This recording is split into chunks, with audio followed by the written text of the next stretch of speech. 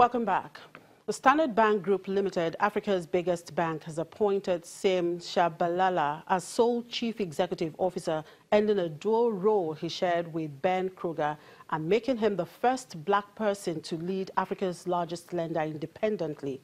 Kruger, 58, will step down as joint CEO immediately and continue as an executive director, reporting to Shabalala, 49. The lender says the joint leadership structure was necessary as part of the company's management succession plan when it was introduced in March 2013.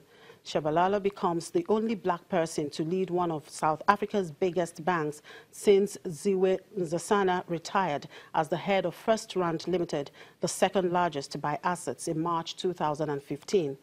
President Jacob Zuma has criticized lenders, including Barclays Africa Group Limited, for doing too little to boost black participation in their companies since apartheid ended in 1994. Meanwhile, South African drug maker Adcock Ingram will buy contact lenses, surgical and skincare product supplier Genop Holdings, a deal that gives it a company with 400 million rand in annual sales. Genop specializes in surgical and pharmaceutical products in the optometry, skincare, aesthetic, and plastic surgery sectors in Southern Africa. Genop and its API Max branded skincare range of consumer products has potential for further line extensions and diversification. The acquisition remains subject to regulatory approvals. And to commodities now, to precious metals market. Gross gold prices hit their lowest in over a week today, extending losses from the previous session as investor appetite for riskier assets such as equities began to pick up. Asian shares marked a 10-year peak early in the day, and the dollar held gains, with investors breathing a sigh of relief as fears over North Korea eased slightly and the worst-case scenario from Hurricane Irma looked to have been avoided. Spot gold had edged 0.2% lower to $1,324 an ounce after earlier touching its lowest since September 1. The metal lost 1.4% in the previous session, its biggest one-day percentage decline since early July. U.S. gold futures for December delivery were down 0.5%. And oil prices edged down today as traders weighed up the dampening effect on demand of Hurricane Irma versus refinery restarts in the wake of Hurricane Harvey that should lead to more crude oil processing. International benchmark Brent crude was down 5 cents at $53.79 per barrel from the previous close. U.S. West Texas Intermediate crude was down 4 cents at $48.03 a barrel. And in the meantime, reports of an extension of the crude oil production cut agreement continues to swirl around the market. The Organization of the Petroleum Exporting Countries, of which Saudi Arabia is the de facto leader, and other producers, including Russia, have agreed to curb their output by around 1.8 billion barrels per day until next March. So let's talk more about this with Pamela Bassi-Duke, research analyst with Financial Derivatives Company. Thank you, Pamela. Thank you very much for joining us. Thank you for having me. So this talk about a potential extension by OPEC on this production output cut, is that going to happen in its next meeting in November? Yeah, there's a general OPEC meeting in November at Geneva. However, there's an emergency meeting taking place on September 22nd. That's later this month, yeah? Yeah, at Vienna. So the meeting primarily is to review the level of compliance among its OPEC members. There's a probability of a high level of compliance among its members, and this will mean Nigeria not being included in our production cuts. As we know, currently in Nigeria, we've not produced beyond our production cap. We already have a cap. Yes, of 1.8 million barrels per day. So yeah, this...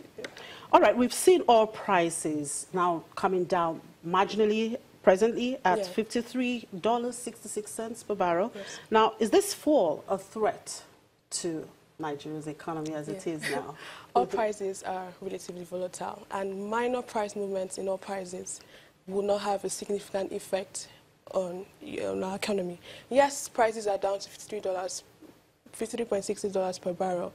However, this is still $8 to $9 above our budgeted oil price at $45 per barrel. We have a stable, with Nigeria's stable oil production, as at July, we produced 1.75 million barrels per day. And with oil prices above $50 per barrel, we do not see, there's no way, we do not see the fall in oil prices having any significant impact on, any negative impact on the... Okay, we have seen the Naira depreciate marginally to about $365 in the parallel market. Yeah. Now, is there a relationship between the fall in oil price and the Naira depreciation? Yeah, just as oil prices are volatile, the currency market is also volatile. Now, the marginal depreciation in our Naira was due to increased demand as manufacturers are raising letters of credit for in anticipation of the Christmas period, Christmas season. The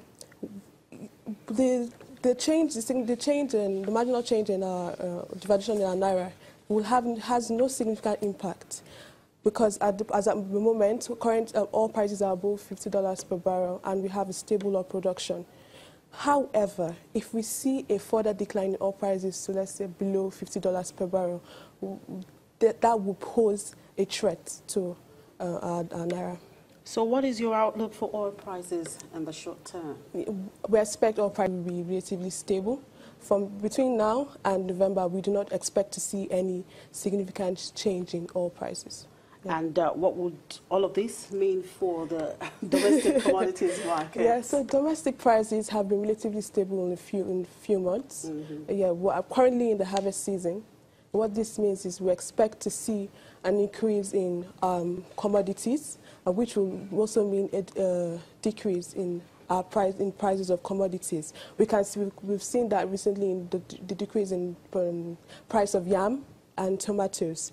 However, we will not see any drastic change in our commodity prices as for now until we enter the December period, where prices will begin to increase due to the Christmas season.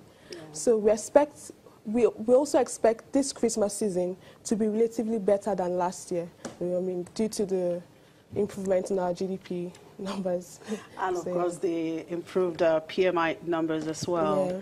Right. Thank you very much, Pamela. Thank you for having your time. Yeah. Yeah, Pamela Bassiduke, one of the research analysts with Financial Derivatives Company. And finally, Kenya's main port of Mombasa handled 11.9% more cargo in the first half of this year, helped by increased efficiency after its handling capacity was expanded. The increase came despite uncertainty surrounding national elections in August, which have since been nullified by the Supreme Court. Last year, Kenya commissioned a second container terminal worth $300 million. The terminal is 900 meters long with 3 docking berths and provides an additional cargo handling capacity of 550,000 20-foot equivalent units per year. The port, a major trade gateway to East Africa, handles imports such as fuel for Uganda, Burundi, Rwanda, South Sudan, and the Eastern Democratic Republic of Congo. And that's it on the program. Thank you very much for watching. I'm Chimeze Obi Iwagu.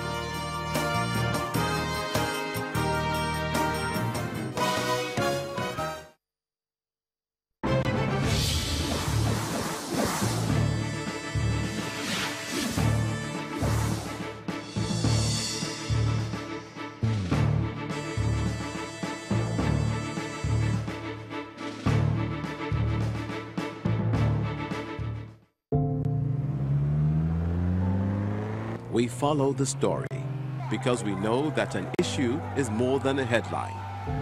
It shows where it all started and where we might be heading, how it all fits together, and why it all comes apart. We follow the story because the need to know never changes. We don't have all the answers, but keeping our eyes open keeps our minds open. We follow the story because we are part of the story.